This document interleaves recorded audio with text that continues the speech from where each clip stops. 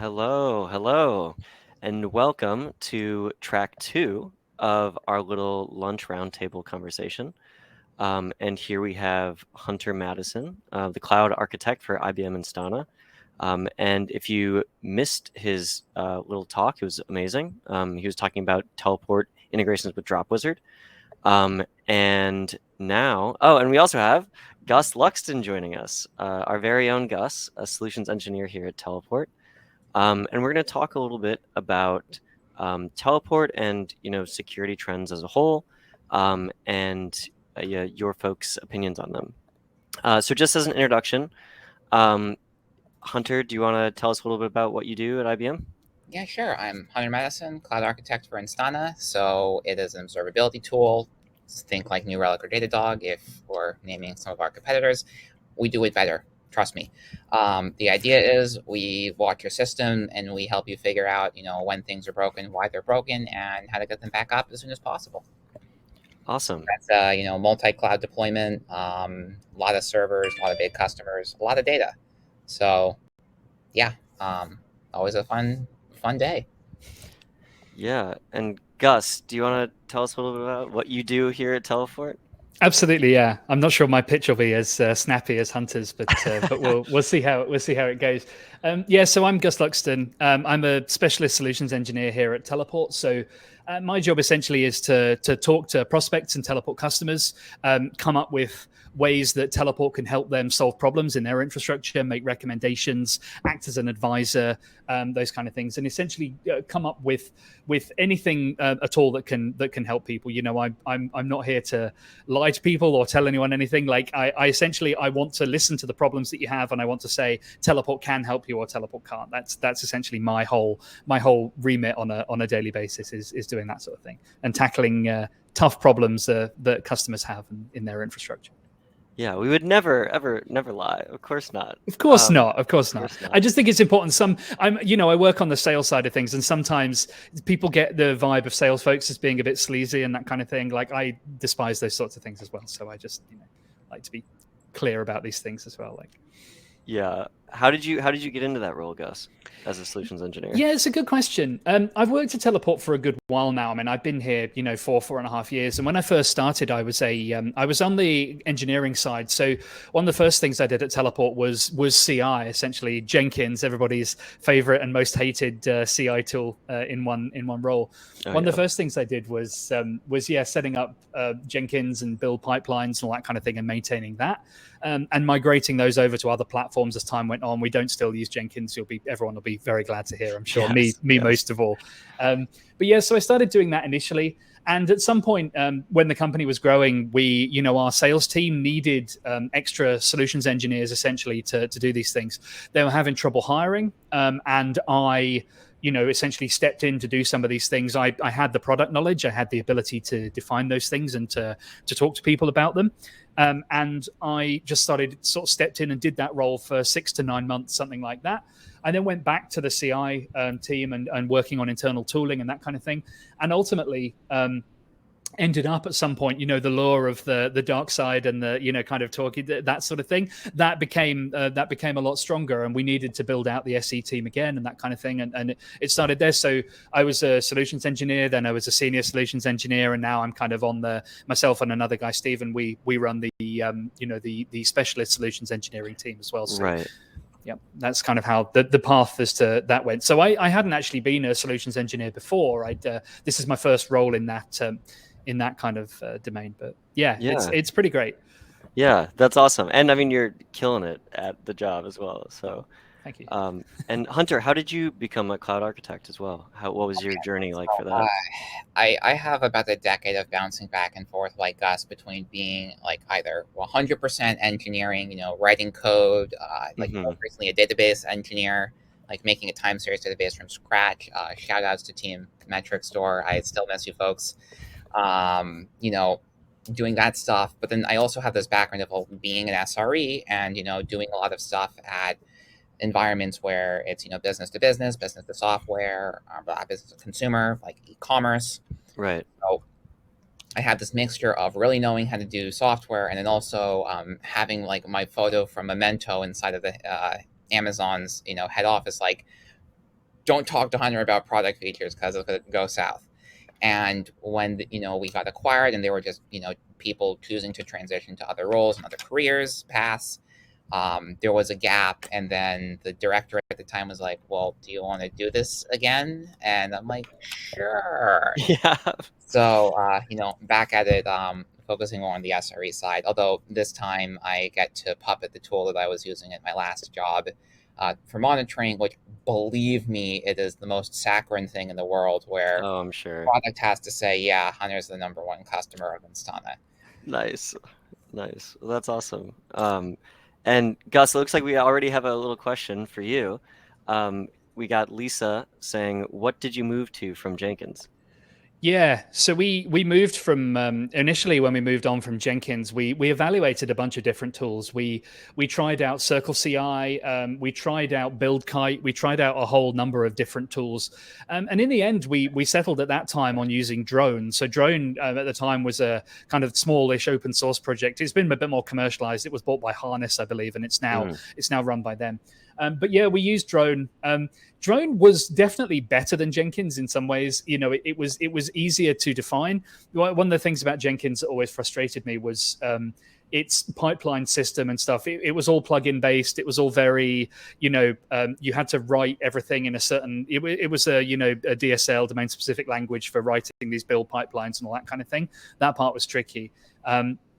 So we moved to Drone. Drone, perhaps better or not, was all YAML-based config. So, right. YAML, again, everyone's favorite markup language, I'm sure. Nobody dislikes that in any way. So YAML, Drone pipelines that way. And then Drone, the thing was that we kind of built it out. As the more we built it, the pipelines got more and more complex. Our Drone YAML started out at a couple of thousand lines, and then it was 10,000 lines, and then it was 25,000 lines. And it's like, when I was trying to edit, even at 5,000 lines or so, I was trying to edit the config file by hand, and I was like, this is never going to work. Like, you cannot, I would make mistakes and introduce bugs just because the search and replace that I'd done however many times I'd not got it right, and all this sort of thing. So then we wrote a Go program to write our Drone manifest for us, and that kind of thing. So we started generating the Drone YAML with Go, and it was like, okay. And then there were bugs in that, and then and it sort of went, and you think, so Drone was cool, but yeah, it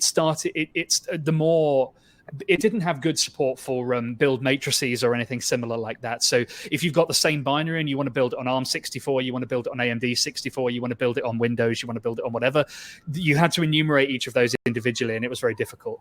So yeah, that was a tricky one. And so we ended up going off Drone, and now all of Teleport stuff is built on GitHub Actions.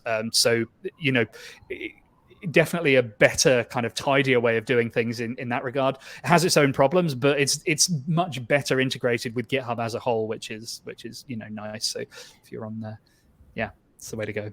Yeah, I remember a couple years ago when I was at VMware and we were first starting to pick up. We were starting to migrate a lot of our stuff onto GitHub Actions. It was such an immature product at the time when it came out. Like, there was just little things that just did, like the cron functionality, like the cron job stuff, just simply did not work. Like they said, yeah, it might not be exact. We'll get it within 20, 30 minutes of when you want it to run. It's like, that's not ideal. And they've come a long way since then.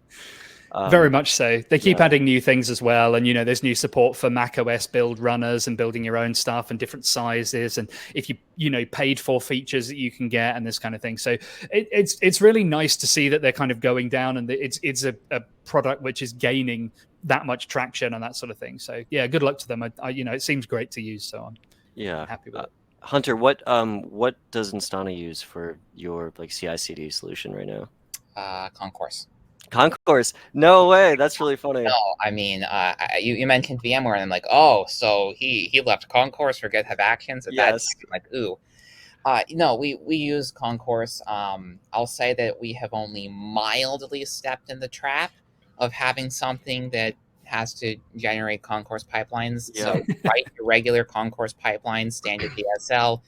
All we do is set up the secrets for you, so you just reference it and we inject it, which is handy.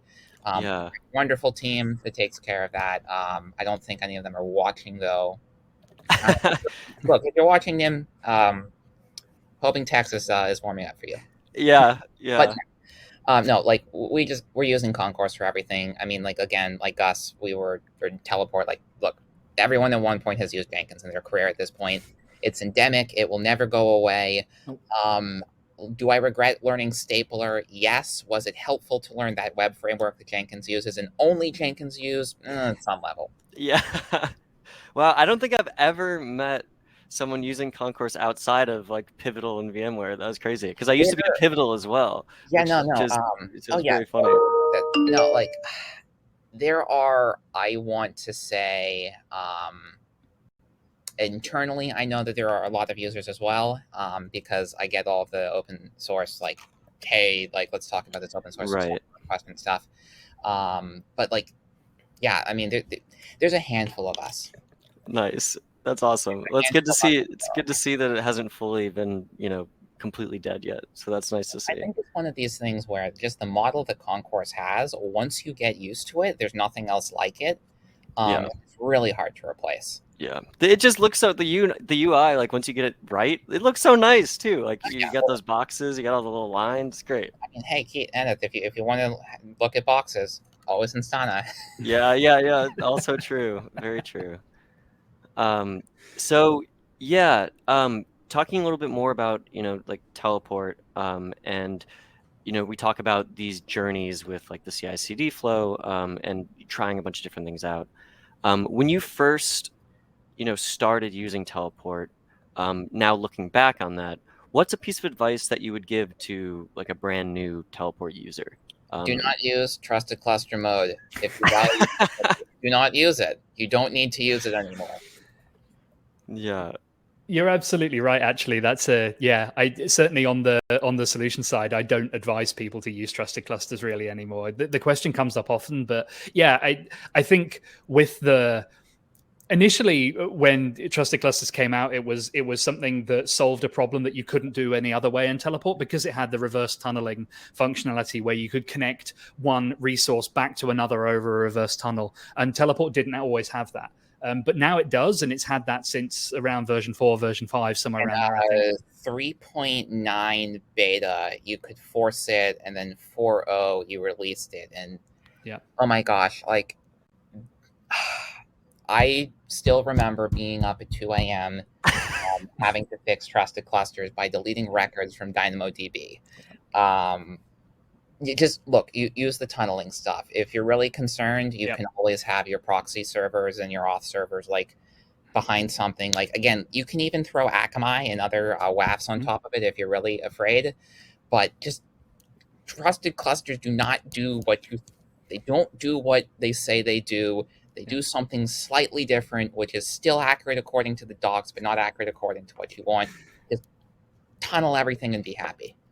It's one of those things where because they've not really been used in anger for so long, everything else has developed up around them, and trusted clusters have kind of been left in the dust somewhere back in the past. So it's like, with the best will in the world, like I wish that we didn't still have the functionality in some regards. It's still useful in some ways, but because it's not getting maintained as much as some of the other more recently used features, tunneling has become the de facto standard and all this kind of thing. So it goes that way. Yeah, I totally get it, and it makes perfect sense. Yeah, the other one that I'll say less emphatically is it's really worth having a conversation. Either you, if you're a small company, own your identity provider, or at a larger company, you have something like Okta and a team that manages Okta. Sit down and really talk to that team about what data you can pull into Teleport and what data you have available. Something that I found very, very helpful in the past that I'm having to just recreate at IBM Instana is like, put your manager ID in your SAML grant so you can grab it when you do roles. Because if you want to do stuff like use access requests, well, having a manager ID so you can have your approval system be like, oh, let me ask the manager too. If it's like a junior team member or after hours, it's really helpful. Oh yeah, absolutely. Yeah, for sure. I think if I had a piece of advice overall, I would say, there is a really active and operational kind of support community for Teleport out there. We have a community Slack. I'm super active in there. A bunch of other people are too. You can find it's an easy way to get access to a whole bunch of Teleport developers, solutions people, all this kind of thing. if you have questions about anything, like the docs, you can follow things through. They're sometimes not the cleanest kind of end-to-end experience. So the information is there. It's just buried under layers of navigation, and trying to uncover that can be difficult. The information is there and it's technically accurate. It's just finding that can sometimes be difficult. But if you join the community Slack and talk to people there, you'll get links to docs, you'll get answers, you'll get specific solutions to the questions. This is people who use Teleport all day, every day. You're going to be able to get really specific, detailed answers to stuff there, and that's a great way to do it. Like a great way to get incredibly useful and detailed support is to do that as well. Yeah, I mean, even for being an open source product too, that you can just hop into our community Slack and you can instantly talk to someone like you of your expertise. It's a really, I think, a unique kind of service that we provide. I honestly really enjoy it as well. That's the other thing. Like one of the favorite, and I say this like without any layer of waffle or rubbish or whatever. Like I say this as like, this is one of it's honestly one of the things I like most about my job is the ability. It's not even part of my official remit. Like I work for enterprise sales. I do all these things. My job is to talk to people who pay us money about this stuff. Right. Like this is that's what I get paid to do. But I do this stuff. I talk to community members. I do all of this stuff on, spare time and all this kind of thing, because I really like seeing the different ways that people use Teleport. I like seeing the different use cases, the different parts of the world that people are from, where they're trying things out, the different things that anyone wants to do. Like I enjoy seeing all of that. And I really enjoy helping people. Like it's great to just be able to check off questions and say, yeah, here's the answer to that. Here's the answer to that. It's fundamentally just fantastic. That's why I do it, because it's brilliant. Yeah. It looks like we're getting another question. So from Chris, he says, has anyone ever had a situation where you have multiple deployed clusters, mainly because you can't update agents in the field, and how you manage those multiple deployed clusters? Yeah, I mean, that's interesting. The thing is that automatic update situation with Teleport definitely is, something we're still working on in terms of, the ability to automatically kind of pull updates from somewhere, or have all agents kind of follow a dictated best version, that kind of thing. We're in the process of building that functionality, but you're absolutely correct that trying to... A point of clarification from Chris is they can't do automatic updates on their agents. So right. Like a lockdown environment. Yep. That makes sense. And in that case, then, that becomes more of an orchestration question in terms of what is going to be in charge of, where is the kind of deployed source of truth for your Teleport versions. One of the ways I'd like to see us solve this actually is, because a lot of people can't do, I don't know whether you can't do automatic updates on agents because they can't reach out to pull the code from Teleport, or whether it's because you don't quite want to trust the idea of having a binary deployed that you can't verify ahead of time or something. If there was a way that at Teleport we could serve the binaries from the Teleport proxy with a hash and a verification associated with that, to kind of say, again, the chain of trust, at some point there has to be a payload that comes from Teleport to say, this is the trusted build ID of this or whatever. And I think, there is definitely some work in progress to do that. But at the moment, I think the way to do this is, have some kind of central source of truth for the version that you want to run, some kind of public endpoint that you can hit to pull that, and have some kind of system to automatically build and push that. But it's, again, there's a lot of hand waving in there in terms of there's no like great answer straight out of the box for that. The one thing that does exist in the docs, and I feel like this is another one of those features where it totally exists, and I've used it before, but it's been back in like 4 or 5 days. You can just take the keys from Teleport and give them to SSHD, and then let the SSHD validate that the users are correct. It does mean you'll lose a lot of the niceties, but if all you need is the access control and revocations, you will have that ability, which, again, depending on your compliance environment, might be fine. Although if you're saying you can't necessarily do automatic updates, you might be in a more lockdown environment than I'm used to working in. Yeah, people have so many. It's interesting to see, and Gus, like you were talking about earlier, is that people have so many of these very like custom niche use cases that they kind of do some finagling and get Teleport to work with them. but it might not be like an out-of-the-box supported solution. But the hacks people have done around the limitations are pretty impressive. Yeah, just reading in on Chris's situation a little more, I understand what you're saying. It's and you can't update automatically because they're certified environments and they have to run effectively a certified build, that kind of thing. That makes a lot more sense. Yeah, I mean, I think probably I would build something like that with a Terraform kind of thing. Have some kind of Terraform that would build a cluster at a specific version, Ansible, some kind of config management to do that. Again, whether we have a Terraform that's probably not really suitable for that kind of thing, but it makes some sense in terms of how to do that and how to build that. It's kind of, you need some sort of orchestration system to keep those and deploy them. And I think not updating is not necessarily a problem as long as the way it's built in the first place is good. And then, The other thing you can do, I'm mostly Cube now, but other companies, Packer has been really handy for work like this. So you can go and use Packer, and then if you're looking at CI and CD for this, I'd highly suggest taking a look at, again, like Test Kitchen if you've never used it before. It's a really old Chef product, but in my experience, it is so incredibly handy for just having a thing where you can say kitchen test, it'll spin everything up, do all your validation, tear it down. It also works with things like Ansible. You don't have to be a Chef user to use it. It's the one tool that I no longer have to maintain Chef server, but I still use it from time to time from my dark days of doing Chef code because it is really, really handy. I've not found a good replacement for it. Although if anyone has one, by all means, I'm always up for looking at this type of stuff. Yeah, absolutely. Well, yeah, no, that's really true in that these things kind of evolve quickly, but there's still a place for those legacy solutions sometimes, and it's hard to get rid of them. But so in light of those shifts, what do you kind of see as the biggest trends or shifts in industry going forward in 2023?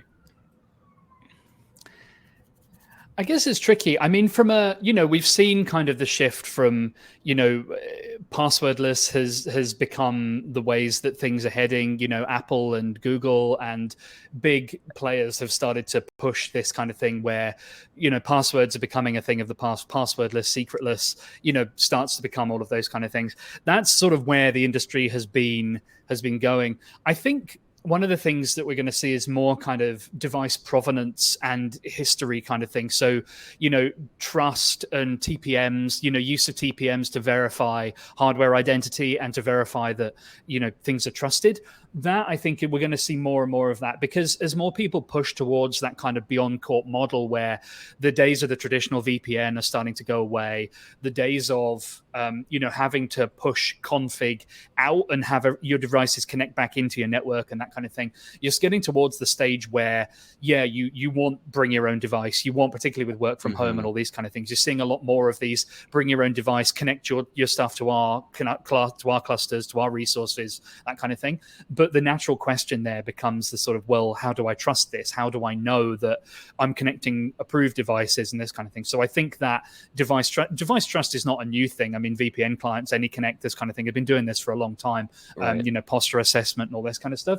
But I think you're certainly going to start to see more of the hardware-based identity coming into this and sort of saying, this is coming in on the cloud compute side as well, AWS Nitro instances and stuff where it's more secured compute on the server side as well. So it's more with trusted payloads and not just running anything, because supply chain attacks have become more of a thing, and everyone's got caution in their mind about that as well. So I think hardware identity is one of those things that's still a really explosive growth potential industry, and there's a lot of players out there already, but I think there's still scope for plenty more and novel use cases associated with that too as well. Yeah, absolutely. And Hunter, do you have any thoughts on Well, from no, I those mean, like lens? Gus kind of from a security landscape, like I fully agree with Gus. Like hardware attestation is a big thing. Like most recently, I got a present from IBM, which is a YubiKey. Right, right. Yep. Same. This now brings me up to like if I count all of the things that are near me that have a TPM device, it's 5 devices. I have my Yeah. phone, my iPad, and then like 3 in my laptop at this point. So I think it's one of these cases you're going to see a lot of that stuff. I'd say from like a more like just like actionable thing, trying to look at stuff that I would be focusing on. It's like learn how to interact with TPMs and YubiKeys. I think that's going to be big because if I now can, make the assumption, oh, everybody that works with Instana is going to have a YubiKey, that means I can say like, look, we're using YubiKeys. I'm going to do this validation. You can't argue with me because I know that you have the thing. Yeah. I would also say that, just to kind of echo on Gus's point, like, yeah, the hardware attestation in the cloud is going to become a bigger deal. So, understanding how to take advantage of that. And then the other thing that I'm going to throw out there is just like me kind of making a bit of a bet. I think you're going to start seeing more and more people in the cloud need to go multi-cloud or want to go back to physically owning hardware because they're reaching a point to where it's no longer cost competitive to be in the cloud. Yeah. I mean, there's entire, companies starting up now that are dedicated solely to lift and shifting like your existing cloud infrastructure onto like multiple clouds, like diversifying your cloud portfolio, so to speak. And this whole company's doing this. That's all they do. I think you're dead on with that bet. It is funny, really. I mean, when I always think about this in terms of if you look at the movie industry and you look at fashion and you look at these sort of things, there seem to be these like 20 or so year cycles where everything goes in a circle, right? We're now getting re-releases of movies from 20 years ago, because they were successful the first time round. And they're like, well, it was so successful the first time round, we could just do a bit of a remake and that would be cool. And then fashion, things are in and then they're out and then they're back in again. And the same thing is absolutely true with this, moving everything to the cloud was the new hotness 10, 15 years ago, even 20, this long ago. And now all of a sudden people are realizing the cloud bills are getting out of control. And actually, like, co-locating a rack of servers in your own data center, vastly cheaper than doing that. Yeah, you have to look after the uptime, but the quality of hardware is generally good now. And if you buy decent hardware for good money, you're going to have the all the compute power you need for a fraction of the cost sometimes. Yeah, you've got staffing costs and that sort of thing, but a lot of people have got a lot of office space they're not using anymore now. Yes, so it's like, very true. what more could you do with it? You could convert some of that, put some racks in, and all of a sudden you've got infrastructure. It's interesting how it goes in trends like that. Yeah, honestly. I mean, Samsung just put out a damn flip phone, so it seems like we're definitely in this kind of tech cyclical decline again, which is very funny. But yeah, and with more people doing that, and like you said, now that there's other worries too, like these supply chain attacks are becoming more common and a lot more dangerous. What do you kind of see right now as the biggest threat going forward? Like, what keeps you up at night as a security minded engineer? And I guess people. Yeah. Humans. Like, it's always been people. Like when you look back at not just like modern attacks but historical things, the one that always sticks in my mind, I wish I remember the talk. Travis Goodspeed gave it, talking about attacking radios by sending the packet that you would want to send and just hoping things ignore the wrong header. Well, the first time that happened, H.G. Wells did it with his War of the Worlds radio play by knowing that people wouldn't hear the first bit, tune into the BBC, and then just hear this weird radio play and think, oh man, aliens are actually attacking the Earth. Like, it will always go back to people being the weakest link. And, I think it's worth understanding that, being able to empathize with this, the situation that folks will find themselves in when it comes to these security issues, and try to have humanistic and people first responses to trying to solve these things. Because as an example, like you can have Cisco AnyConnect and ratchet up Umbrella to 20, but does it really help when someone can't get their job done because you've decided to black hole all the traffic on SSL with an MIMT certificate, and you just broke half the internet for them. Right, Yeah. right. Yeah, it's absolutely true. I'd have to concur with the whole point. Like social engineering and those sorts of attacks, they're not going away anytime soon because you see it in all walks of life. You know, you see people pretending to be from the IRS, gift card scams, all this kind of thing. And unfortunately, people fall victim to them because it's a lack of education fundamentally. And, you know, sometimes even with the best, you know, scammers get better and better. Sometimes, I mean, we've all had those spam emails where you think, huh, did they really think this was going to work? You know, Right, but right. some of them, I have had some that have been so close to genuine that I've genuinely questioned myself sometimes. I'm like, is this actually real? And it's only when you go in and you look really in detail and you think, I don't think this is real. I'm not taking the risk. I'm going to go and independently verify this. But the problem is, like, it's always an issue of education and you know, a cat and mouse type of game where as soon as you get out in front of something, the technology, the scammers move on and it becomes more of a thing. And I think social engineering is just one of those really dangerous. So I totally agree with Hunter's stance that these things are an inevitability. They are going to happen. And while in some respects in my mind, I'm like, you clicked on that? Really? Like, you know, Yeah. it's very much you have to be sympathetic, you have to be understanding. And I think the way that you fundamentally try to deal with this best is make it easy to do the right thing. Like, absolutely, you make it simple so that, you know, the obviously anyone can try and build a backdoor to get around any system, can try and do any of these things, but make it easy to do things the right way. Make the approved happy path very obvious, make it detailed, describe it well, and just get people. There was a similar talk at Connect. I can't remember who gave it, but it was exactly along these principles, which is just make it really, yeah. Just make it really, really easy. That's exactly it. You're absolutely right. It was Kevin, wasn't it? And you know, the path of yes, and this kind of thing. It's absolutely right. Make it easy to do the right thing. Like, you know, and if you do that, that's how you get closer to happy, because you're never going to prevent it completely. But if you can reduce the impact of it, you reduce the blast radius, and you make it easy for people to do things the right way, you'll get a lot of the way there. And, you know, empathy goes a really long way in these situations. Yeah, and that's one of the, you know, the core founding principles of teleport too, right? Is that you know, like the most secure thing also has to be the simplest thing. Otherwise, people are going to build their own back doors or just simply not follow policy. And it's also a question, you know, of like, it's not if like a mistake will happen, it's when. And when it does, you know, how do you contain it? And like you said, how do you minimize that blast radius? And that's kind of, again, one of the founding principles that teleport is kind of built under and we're still striving towards. That's it, exactly. You know, we want to take certificates for authentication, you know, a widely trusted, cryptographically secure method of authentication, and make them easier to use, because fundamentally, you know, there are a lot of, you know, it doesn't matter how deep you get into this stuff, there's always going to be some element of it you won't quite understand or that sort of thing. And the easier you make it to use that and the simpler it becomes, then the more likely it is that people use it. And that's totally right. Yeah, absolutely. And in kind of talking about some of those difficulties that we face as we're trying to implement these systems and, you know, make sure that these things are as easy and simple as possible while still maintaining those security standards. What was the most difficult part of your, like the beginning of your teleport journey? And how did you overcome that?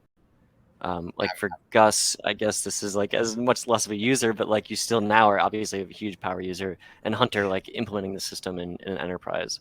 Trusted cluster. Still trusted clusters, yeah. Always going to be. I mean, I believe I said it to the Ev, like, look, you know, every year you guys get better, and every year you make me forget more and more the nightmare of going through trusted cluster. Like, somebody said, don't do it this way. Like, saved me so many headaches. But I'll say more from like the general adoption sense, because I have now been, every job I've been at since like 6 years ago, I have either purchased teleport or teleport's been in place. The thing that I always see that you run into that I think is really critical, like, one, take advantage of your technical account manager. They can do the training that you will not have the time to do, and they will do it better than you can. And two, really sit down and explain to people, like, look, the point about teleport is that we have to do something that sucks. This isn't because that we hate you. This isn't because that you're doing something wrong or bad or incorrectly. This is because that fundamentally we as a company have to be in a space that is, more trusted, more compliant. We're going to get audited, let's PCI, ISO, whatever. And we're trying to make this change and bring in this tool because this is the thing that has the least amount of sharp edges that still means we can go through and meet our requirements. And it's really important to explain that to people when they're making these security changes, because unfortunately, like, there's no teleport for EDR, there's no teleport for, change management yet, although if teleport built either of those, I'd buy them. Yeah. Yeah. So it's one of these cases where, like, make sure that you explain to people that, like, look, this isn't you.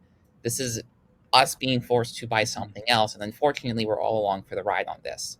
So, again, engage with your account manager. The Teleport has resources to help you through this process. Take advantage of it because at some level you've paid for it. Yeah. Absolutely. No, for sure, for sure. I think from my side, the toughest thing about Teleport, having worked on the code base, some amount and this kind of thing, when I first joined the company, one of the thing about Teleport is that the founders of the company, ex-Rackspace, this kind of thing, they built Teleport to solve a problem they had relating to access. But they're, Ev, CEO of the company, Sasha, the CTO, both incredibly smart guys, both Go coders in their own right. Sasha is a terrifyingly smart guy. He has multiple maths degrees. He is like, he's quantum brain in terms of like the way he comes up with these things. And the interesting thing is that trying to work on the code at first, you suffered from a lot of these same sorts of problems because it was written by someone who I would consider so much smarter than myself. I was just like, I can't understand what this is doing. Like, I can't understand why this works. I know that it does, but I can't quite understand why. And I think on the whole, like getting to the stage where I can understand that stuff and I can see the pattern from end to end and I can start to figure out that stuff has helped a lot. And being at the company for a number of years has helped with that. And I think that kind of dovetails into the reason that it can be hard to follow documentation, and the reason it can be hard to set Teleport up sometimes in the first place is because it's a simple concept, but really difficult to get abstract on. Like to get until you see that model click in your mind, and until you understand what it is that it's doing and how certificates are securing things and that kind of thing, that can be really tricky. And that's one of the hard things to get on with this, in terms of, how is it that you can understand that and how can you explain that to other people? I think what Hunter said about explain your intentions and explain why you're doing this, like, that always helps, because people love to try and understand why that something is going on, even if they don't quite understand the how. Yeah. Every absolutely. time I've written a comment at the top of a thing that says you do not have to understand this, believe me, I still get emails to this day from previous jobs where people are trying. Yeah. Well, I mean, yeah, it is so important to make sure kind of everyone is on board with those changes, and it's really difficult. But in line with that, if you like, Hunter, you've done this multiple times, but so say that you don't have Teleport yet. What would you say to the executive who says, I don't know if we need this or not? How would you convince them in just like a TLDR about why we do need Teleport? So the thing that you should do is, take the open source version of Teleport, spin it up, because this is one of the wonderful things about Teleport. Enterprise gives you a really, really handy feature set, but open source will give you everything that Enterprise will give you, just with basically auth changes. So you can show them, hey, look, with Teleport, using usernames and passwords, I can go and hit every single thing that we need to do for user access control in this audit. I can show them what commands were run when by who approved it, who did this, who did that, who made these SQL statements. Everything's in here. This is the stuff that we're looking for, because when you need to Teleport, being able to just look, give me an hour, director, like, I'm going to spin it up and we're going to walk through it, bring your security person on. They're going to be like, yeah, this totally makes sense. Like, it's a really, unfortunately, you do have to put a little setup work into it, but like, once you have it going, it pretty much demonstrates itself, because when you are in a pinch and you need this type of compliance tool, in my opinion, Teleport's kind of the only thing on the market that will get you across that line. I know that there are other companies that have certain things better in certain places and other things better in other places, but like from at the end of the day, like teleport's the only one of the tools that, because I have access to a ton of this stuff, teleport's the only thing that I'm willing to stick in front of a security auditor, because I know that I can fight and win on every question that they're going to have around how teleport works. Yeah. And that's really, really powerful. I remember, Hunter, when we were talking in person in San Francisco, you said you took a car ride with one of Yes. yeah. For 6 hours there and back. This was like a day one joining the company. Guys, we can move over to teleport because we have this problem because you're telling me I have to do ISO. So 3 hours there and 3 hours back. David had to suffer through me having this conversation with him about teleport, and then at the end his Sonos speaker decided to smash me in the knee, and then we just bought the thing a couple weeks later. Nice. Perfect. So if all else fails, just get in the car. Look, if all else fails, just find a way to trap people in the space with you, because again, like, we're going 60 coming back from Richmond. You just hired me, so it's not like you can push me out of the car and get away with it. You're not locked in there with me up there. I'm not locked in there with you. You're locked in there with me. Right. Yeah. Flight's also a great idea. Get on a plane with someone. You're not locked in. You're stuck here with me now. Just figure out how you can get the entire team to go to reInvent, and then like, we're going to buy teleport, and it's 8 hours on the plane. We're going to talk about it the entire time, and you either say yes and sign the contract on the floor, or you go crazy at the end. Yeah, works every time. Oh yeah, well, that's great. That story was amazing. Yeah, Gus, if you had to give it in a couple words, what would you say? I think in some respects, one of the things I sometimes say to people is, can you afford to do nothing?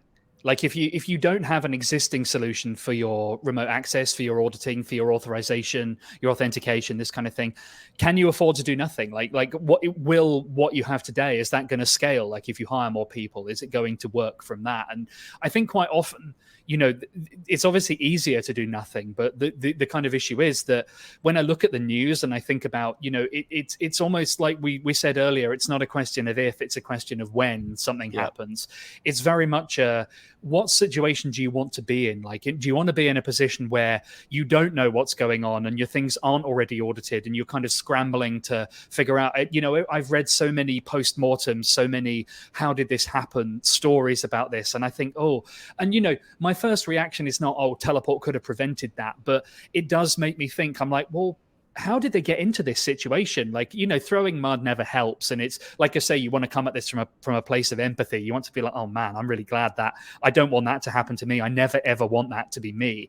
And one of the ways that you can help with that is to say, well, if I don't want that to be me, I should think more about the way that I'm doing these things. And it's like, if I don't put something in place and I don't have something there, then when is it going to be me who's having to write this post-mortem? When is it going to be me who has to do those sorts of things? And is that going to be easier, with teleport or without? And if something still happens, at least you can be relatively confident that the blast radius, if you do everything right, will be lower than it would be if you didn't. And, it's not scaremongering. It's just to sort of just think about it. Just think about the potential future.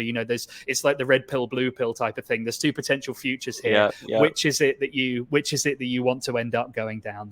That's kind of the Gus's point. Like, it doesn't necessarily have to be a negative thing. So the talk that I gave back 4 or 5 years ago around DC, talking about teleport, it's like, look, you're going to, let's say that you're a 10, 20 person startup right now. And also, Hunter, sorry to cut you off, but it's going to boot us out of the session in like 20 seconds. I have no control over it. But thank you guys so much. This has been great. And if you didn't get to catch the Sea Hunters session, it's on demand. And Gus's session is going to be in a few. So thank you so much. And we look forward to the rest of the event. Thank you guys. Happy Thursday, folks. See ya. See ya.